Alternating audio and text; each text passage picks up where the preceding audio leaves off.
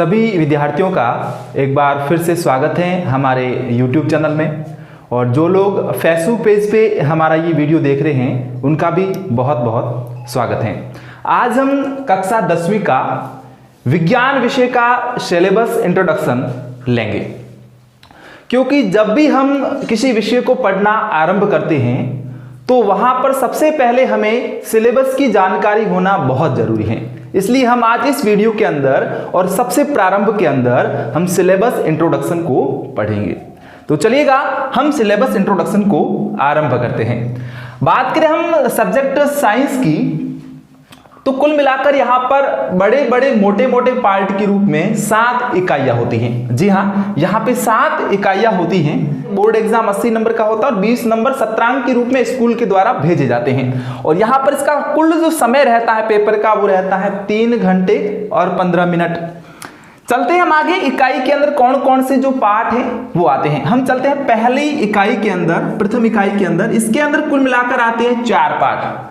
मानव शरीर तथा क्रियाओं के अंदर 4 पार्ट आते हैं। पहला पार्ट कौन सा है? तो पहला पार्ट यहां से होगा मानव शरीर व स्वास्थ्य। मानव शरीर व स्वास्थ्य, ये यहां पर रहेगा पहला पार्ट, पहली इकाई का। दूसरा पार्ट है मानव, ये पहला हो गया। ये दूसरा है मानव तंत्र। इसके अंदर हम विभिन्न प्रकार के पाचन तंत्र, श्वसन तंत्र, उत्सर्जन तंत्र, तंत्रिका तंत्र, रक्त परिसंचरण तंत्र, ये सारे के सारे उपापचय जो क्रियाएं हैं उनको हम अच्छे से पढ़ेंगे। उसके बाद हम बात करते हैं तीसरे यूनिट की। तो तीसरा यूनिट जो हमारा है वो यहां से रहता है आनुवांशिकी। इसके बाद आगे चलते हैं हम चौथे पार्ट के अंदर। तो ये हमारा रहेगा प्रतिरक्षा तंत्र। जी हां, प्रतिरक्षा तंत्र से रिलेटेड है चौथा पार्ट, प्रतिरक्षा तंत्र व रक्त समूह। रक्त समूह, तो ये हो गया हमारा पहली इकाई। तो इस प्रकार से हमारी ये पहली इकाई होगी जिसके अंदर हो गए कुल मिलाकर 4 पार्ट। अब आगे प्रश्न आता है कि सर ये जो यूनिट है ये कितने कितने अंक की होती हैं। तो आपको वो भी बताया जाएगा कि यह जो है यूनिट ये कितने कितने अंक की होती है। यहां पर जो पहला पार्ट रहता है ये है 4 नंबर का, ये है 4 नंबर का। दूसरा बात करते हैं मानव तंत्र की, तो ये यहां से रहता है 6 नंबर का। तीसरा आनुवांशिकी, ये यूनिट हमारा रहता है यहां से 3 नंबर का। और प्रतिरक्षा तंत्र व रक्त समूह ये हमारा यहां से रहता है 4 नंबर का।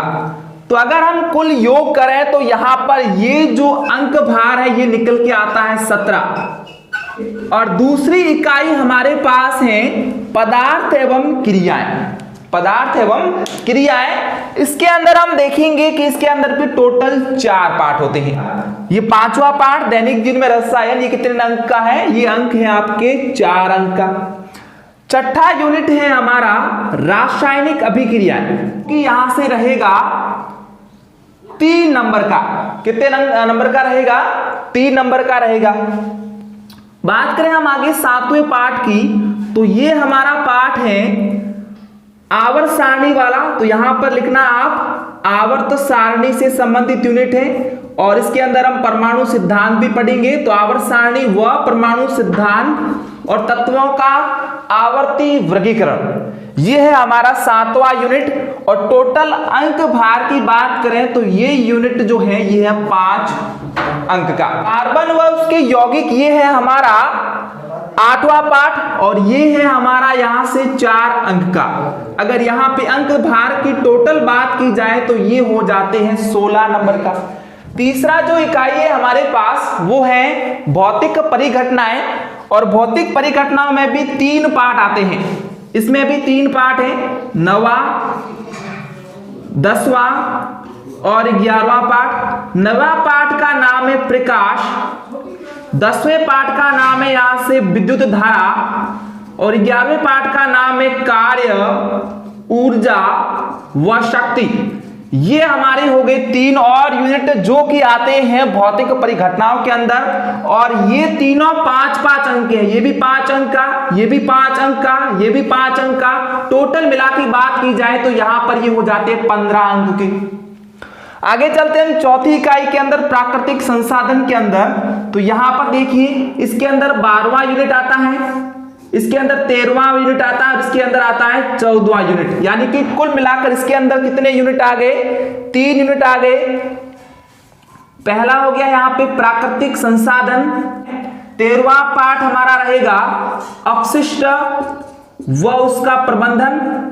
अपशिष्ट व उसका प्रबंधन, ये हमारा है 13वां यूनिट। और 14वें यूनिट की बात करते हैं तो 14वां यूनिट हमारा रहता है यहां से पादप व जंतुओं का आर्थिक महत्व। अब इसके अंक भार की बात कर लेते हैं। प्राकृतिक संसाधन ये हमारा है 4 नंबर का, अपशिष्ट उसका प्रबंधन ये है 3 नंबर का, और पादप व जंतुओं का आर्थिक महत्व ये है 5 अंक का। तो ये हो गया यहां से 5 अंक का। अगर पूरी इकाई की बात करें तो पूरी इकाई यहां से हो जाएगी, पूरी इकाई यहां से हो जाएगी 12 अंक की, क्योंकि 5 और 3 8 और 8 और 4 होते हैं 12। तो ये हो गई 12 अंक की कौन सी इकाई? इकाई नंबर 4 प्राकृतिक संसाधन। अब 5वीं इकाई कौन सी है? तो 5वीं इकाई हमारे पास है पृथ्वी तथा अंतरिक्ष। इसके अंदर कौन कौन से यूनिट आएंगे देखना। पहला इसके अंदर है 15वां पाठ आएगा, 16वां पाठ इसके अंदर है, 17वां पाठ इसके अंदर है, और 18वां पाठ इसके अंदर है। कुल मिला के जो हमारी 5वीं इकाई है उसके अंदर कितने पाठ आएंगे? 4 पाठ, 15, 16, 17 और 18। अब कौन कौन से देखना। 15वां पाठ है पृथ्वी